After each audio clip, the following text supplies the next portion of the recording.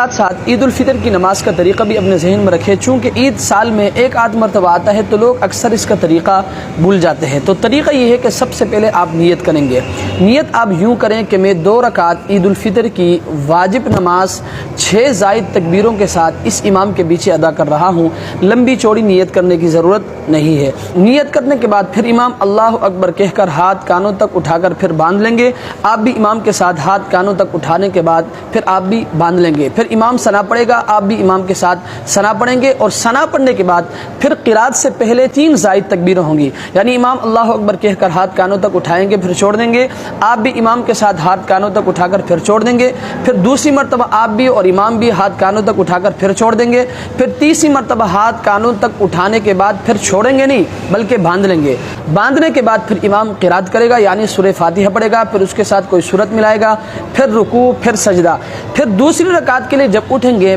پہلے امام قرات کرے گا، یعنی سورہ فاتحہ پڑھے گا، اس کے ساتھ کوئی سورت ملائے گا، پھر 3 زائد تکبیریں ہوں گی۔ اللہ اکبر کہہ کر امام ہاتھ کانوں تک اٹھائیں گے پھر چھوڑ دیں گے، آپ بھی امام کے ساتھ ہاتھ کانوں تک اٹھانے کے بعد پھر چھوڑ دیں گے، پھر دوسری مرتبہ اللہ اکبر کہہ کر ہاتھ کانوں تک اٹھائیں گے پھر چھوڑ دیں گے، پھر تیسری مرتبہ ہاتھ کانوں تک اٹھا کر پھر چھوڑ دیں گے، پھر چوتھی مرتبہ اللہ اکبر کہہ کر ہاتھ کانوں تک نہیں اٹھائیں گے بلکہ چوتھی مرتبہ اللہ اکبر کہہ کر امام رکوع میں چلے جائے گا، آپ بھی امام کے ساتھ رکوع میں چلے جائیں گے، پھر رکوع، پھر سجدہ، پھر اس کے بعد نماز ختم ہو جائے گی، پھر خطبہ ہوگی، اس کے بعد پھر دعا ہوگی۔ یوں آپ کی نماز اس ترتیب سے مکمل ہوگی۔